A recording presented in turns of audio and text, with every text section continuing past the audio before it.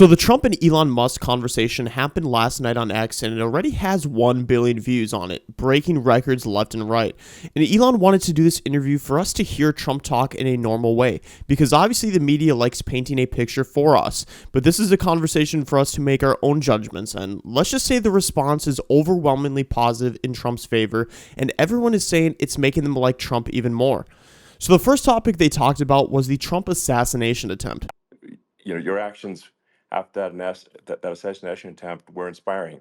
Um, you, instead of shying away from things, instead of ducking down, um, you were pumping your fist in the air and saying, "Fight, fight, fight!" And I think that's, I mean, the president of the United States represents America, and I think that is America. That is strength under fire, and so that's a big, a part of the reason why I was excited to endorse you as the president of the United States for having another term here is that was just incredibly inspiring. But I mean, what was it like for you? Not pleasant, I It's have to not be honest. pleasant. I said Yeah. there was I blood. I mean, had being more shot is blood. not I didn't much know fun. I didn't know I had that much blood. The doctors later told me that the ear is a place that is a very bloody place if you're going to get hit. But in this case, it was probably the best alternative you could even think about because it went at the right angle, and it was a hard hit. It was very, uh, I guess you would say surreal, but it wasn't surreal. I was telling somebody you have instances like this, or like a lot less than this, where you feel it's a surreal situation, and I never felt that way. I knew immediately that it was a bullet. I knew immediately that it was at the ear, Yeah. and because it hit very hard, but hit the ear. And I also heard people shout, "Bullets, bullets!" Get down, because I moved down pretty nicely, pretty quickly, and we had bullets flying right over my head after I went down. So I'm glad I went down. The bigger miracle was that I was looking in the exact direction of the shooter, and so it hit me at an angle that was far less destructive than any other angle. So that was the miracle. That was Yeah. for those Split people that second. don't believe in God. I think we got to all start thinking about that. You have to, I'm a believer now. I'm more of a believer, I think, and a lot of people have said that to me. A lot of great people have said that to me, actually. But it was amazing that I happened to be turned just at that perfect Yeah. angle, and all because I put down a chart on immigration that showed that the numbers were so great. I love that chart I even mean, more maybe it's now a than I sign. ever.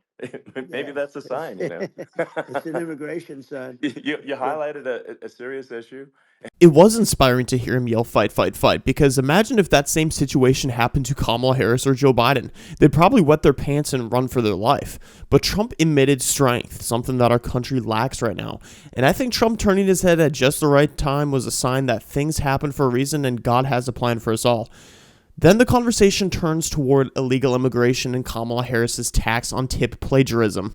Would it be accurate to say that you're supportive of legal immigration, but we also need to shut down illegal immigration, and especially unvetted illegal yes, immigration, because and that's not the same as saying that everyone who's an illegal immigrant is bad. In fact, I think most people who are illegal immigrants are actually good, but you can't tell the difference unless there's a solid vetting of who comes across the border. Does that accurately 100%. represent your position? I say it Okay. very simply. They have to come in legally. They have to be checked Yeah. because look, Kamala was the border czar. Now she's denying it. Everything that I do, she's Yeah. saying she was strong on the border. We're going to be strong. Well, she doesn't have to say it. She could close it up right now. They could do things right now. It's horrible. Uh, no tax on tips, and all of a sudden she's making a speech and there will be no tax on tips. I said that months ago. And by the way, they had just the opposite. They had not only tax on tips, but they hired 88,000 IRS agents, and many of them were assigned to go get waitresses and caddies and all of this on tips. They have a policy. They had a policy that they were really going to go after you and were really harassing people horribly. And then all of a sudden, for politics, she says, she comes out with what I said, which I think is terrible. And I think it's also hitting them very hard. These people are fake. Now they're also saying they did a good job on the border. We had the worst numbers in the history of the world, not of our country. There's never been a country in history that has had a catastrophe like this. We've had, I believe, and I think you believe this too. You know, you hear 12 Yeah, million, 13. I believe it's over 20 million people came into our country, yeah, many coming from jails, from prisons, from mental institutions, or a bigger version of that is yeah. insane asylums, and many are terrorists. Well, here's Kamala breaking the tie vote to hire all 88,000 of the new IRS agents to go after people that don't put their tips in to pay taxes on them. Kind of like how she locked 2,000 people up for weed violations and now says she wants weed to be legal. Kind of like how she opened the border and now says she wants to secure it. And kind of like how she says we're going to end wars even though her and Biden's weakness are the reasons why we have war. And I saw an ad by Kamala saying how she is going to provide border security. Where has she been for 3.5 years? For 3.5 years, Yeah, no, no. we have 20 million people I poured think is in. It's a terrible Yeah, I thing. think this, frankly, I think this is a fundamental existential issue for the United States. And if we have another 4 more years of open borders, and it's going to be even worse with another 4 more years, it's going to be even worse than it's been for the past, 3.5 years. I'm not sure we've got a country You don't have left a country at that left. point. Elon, if they get in, you will have 50 to 60 million people from all over the world, not South America only. You know, we think of South America, we think of Honduras and El Salvador, Guatemala, and Mexico, you know, the four. But it's not that, it's everywhere. They're coming in from Yeah, everywhere.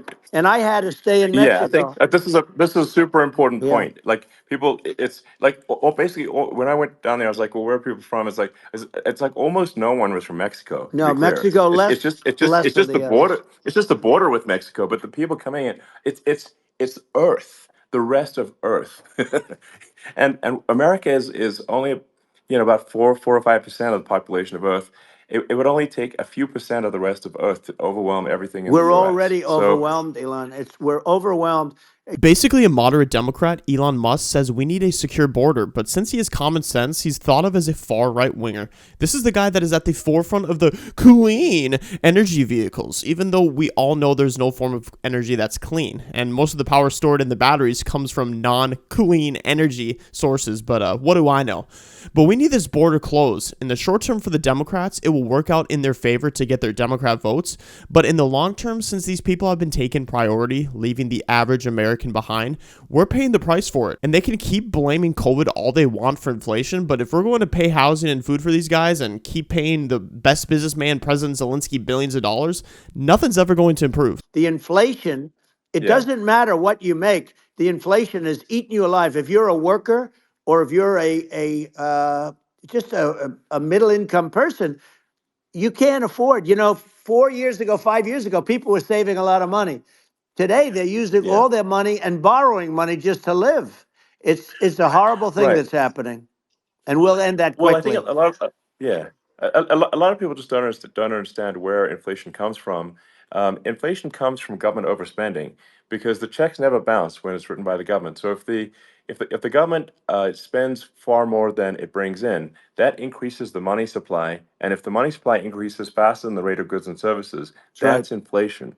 Um, so really, we need to have we need to reduce our government spending, and we need to re-examine. I think we need like a government efficiency commission to say like, hey, where are we spending money that's sensible? Where is it not Right. sensible?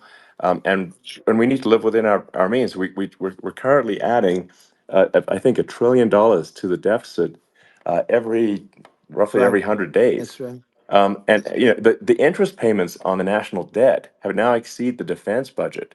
It's on the order of $1 trillion, It's interest. and it keeps Yeah. growing. That's a pretty bold proposal, and I think it makes a lot of sense to have a deficiency commission.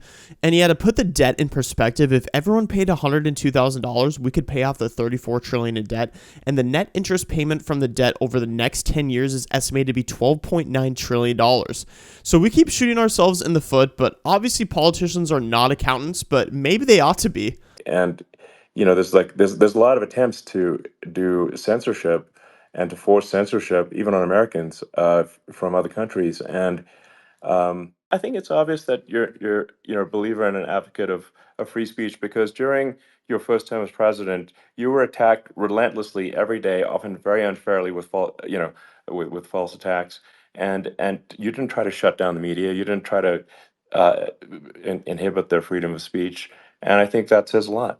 And I think we have to give Elon Musk a lot of credit for buying X. He bought this platform to save speech, not to make a profit, but he has made it more successful than ever, and this is where most people get their news from. But anyways, guys, let me know what you thought of the Trump and Elon Musk conversation. I get very sick of seeing the filtered version of Trump through other news sources, but this shows Trump in a new, different limelight. But anyways, guys, that's all I have for today's video. Make sure you like, comment, and subscribe.